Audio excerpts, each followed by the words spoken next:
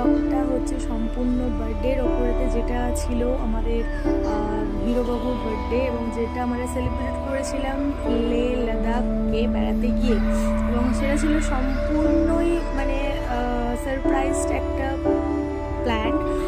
ও কিছুই জানতে পারেনি প্রথমে, তো পরে তো জানতে পেরে খুব খুব খুব হ্যাপি হয়েছিল। তবে হ্যাঁ, আমাদেরকে খুব কিন্তু মানে হেল্প